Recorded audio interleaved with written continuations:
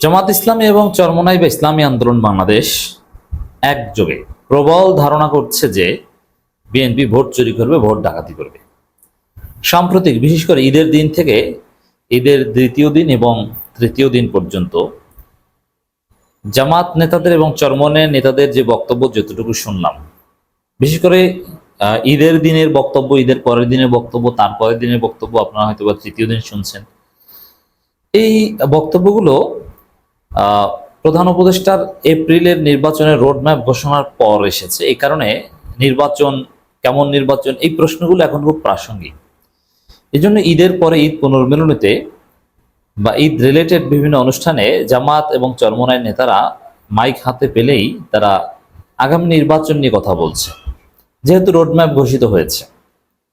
এই জায়গাটায় জামাতের গুরুত্বপূর্ণ বা যারা রাজনীতি বুঝেন বা কথা বলতে পারেন বা যাদের বক্তব্য আমাদের কাছে বিশ্লেষণযোগ্য, যেমন জামাতের অনেক কেন্দ্রীয় নেতা আছে যাদের বক্তব্য আমাদের কাছে বিশ্লেষণযোগ্য নয়, কারণ তারা পলিটিক্যাল কথা বলতেই পারেন না। তারা সাংগঠনিকভাবে দক্ষ, কিন্তু দে আর মেয়ারলি নন পলিটিক্যাল।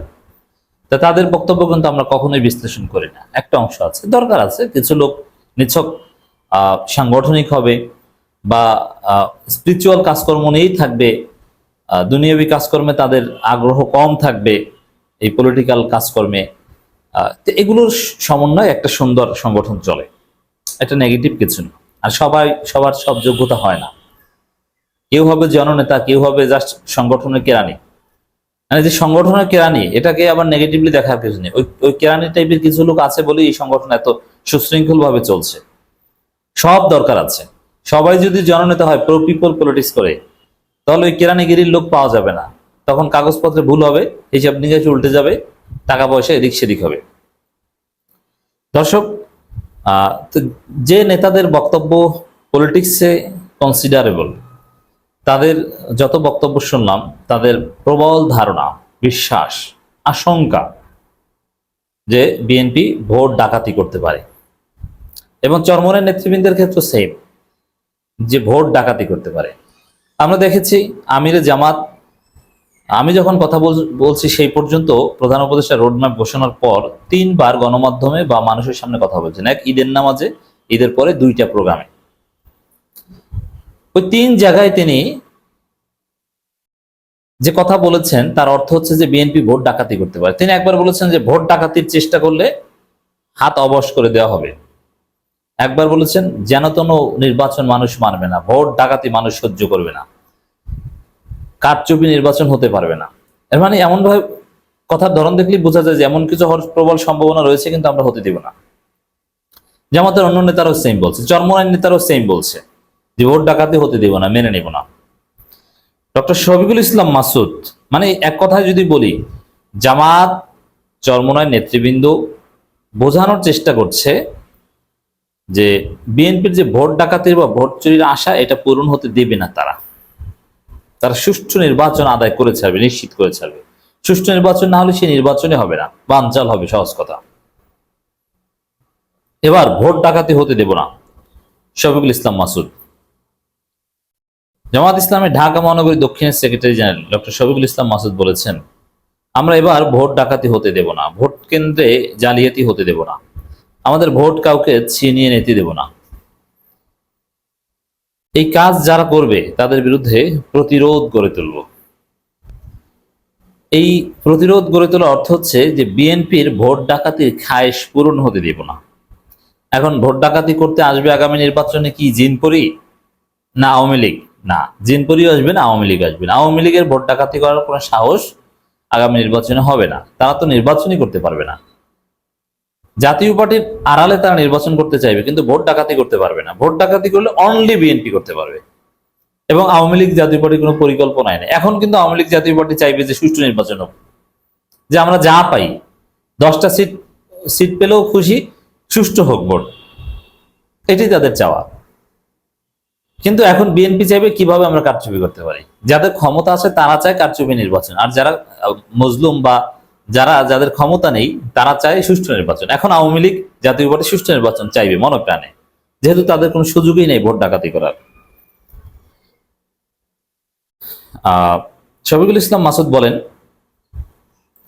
আমরা এই সাগরের উত্তাল তরঙ্গমালার বিরুদ্ধে যেমন লড়াই করতে জানি, আমরা অন্যায়ের বিরুদ্ধে এই উত্তাল তরঙ্গমালার লোকেরা আগামী দিনে ভোট ডাকাতদের বিরুদ্ধে লড়াই করতে পারবো ইনশাল্লাহ।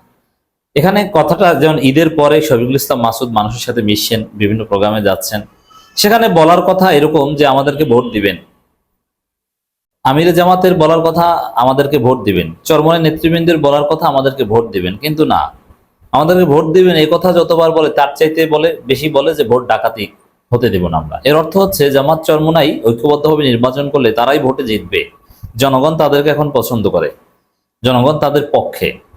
কিন্তু কিন্তু জনগণ তাদের পক্ষে, কিন্তু ভোট ডাকাতি করে নিয়ে যাওয়ার সম্ভাবনা রয়েছে। এই জন্যে তারা ভোট চাওয়ার চাইতে ভোট ডাকাতি ঠেকানোর কথা বেশি বলছে। আশা করি তাৎপর্য বুঝতে পেরেছে। আগামী দিনে ভোট ডাকাতদের বিরুদ্ধে লড়াই করতে পারবে ইনশাআল্লাহ। এখন ভোট ডাকাতরা তো পালিয়েছে, তারপরও কেন ভোট ডাকাতের বিরুদ্ধে কথা বলতে হবে? মানে সম্ভাব্য ভোট ডাকাত বিএনপি, এটা আপনাদের বিশ্বাস করতে হবে। এটা জামাত চরমনের লোকজন ওইভাবে, অবশ্য শাইকে চরমনাকে আমি পছন্দ করি এই কারণে তিনি স্পষ্টবাদী, একদম নাম ধরে বলেন যে বিএনপি ভোট চোর, বিএনপি ডাকাত, বিএনপি চোর, বিএনপি চাঁদাবাজ, বিএনপি আপনাদেরকে চাঁদাবাজির সুযোগ দেওয়া হবে, নাম ধরে বলছে। অনেকে নাম ধরে বলতে পারছেন, তারা অমুক দল তমুক দল প্রোনাউন ব্যবহার করছেন, জমির ব্যবহার করছেন। কিন্তু জনগণকে বোঝাতে হবে, আমি বুঝিয়ে দিচ্ছি যে শফিকুল ইসলাম মাসুদ এই কথাগুলো বিএনপিকে বলছে। আমাদের জীবনের গুরুত্ব ও মূল্য বোঝার জন্যই তো এই দেশের সরকার ব্যবস্থায় কারা কিভাবে দায়িত্ব পালন করবে এটার জন্য তো আমাদের 3 বছর 5 বছর পর স্থানীয় সরকার নির্বাচনগুলো আসে। তিনি বলেন বিগত 17 বছর আমাদের এই তরুণ, আমাদের এই যুবক সহ বহু মানুষ আছে এখন পর্যন্ত একটা ভোটও দেওয়ার সুযোগ পায়নি।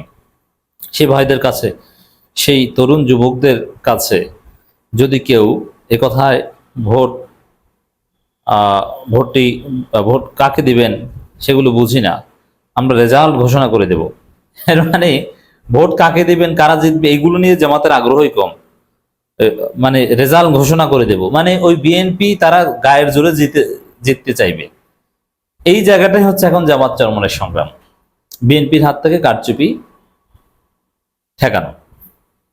আমরা দ্ব্যর্থহীন কণ্ঠে এবার ঘোষণা করতে চাই, গোটা বাংলাদেশের 56,000 বর্গমাইলে কোথায় কি হবে আমরা জানি না, বাউফলের 1 ইঞ্চি মাটিতে ভোট নিয়ে কোনো অন্যায় করতে দেওয়া হবে না।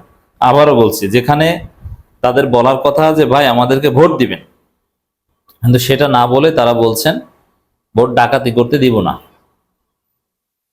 আবারও বলছি, জামাত এবং চরমোনাইর নেতৃবৃন্দের প্রবল ধারণা যে তারা নির্বাচনে জিতবে, জনগণ তাদেরকে চায়, কিন্তু বিএনপি ভোট চুরি করবে, ভোট ডাকাতি করবে। এখন তাদের হাত থেকে এই জাতিকে রক্ষা করতে হবে। এজন্যে জামাত চরমনের সংগ্রাম ভোট ডাকাতি ঠেকানোর সংগ্রাম। আমি বিশ্বাস করি বিএনপি যদি ভোট ডাকাতি আবার করতে চায়, এগুলো করতে চায়, তাহলে সেই নির্বাচন হয়ে যাবে, তার মাধ্যমে গেজেটেড হয়ে সরকার আসবে, এটা হবে না। কারচুপি হলে নির্বাচন স্থগিত হবে, নির্বাচনের প্রচার প্রচারণায় আকাম করলে তফসিল স্থগিত হবে। বাংলাদেশে সুষ্ঠু নির্বাচন হবেই, তাতে 5 বছর লাগুক আর 10 বছর লাগুক।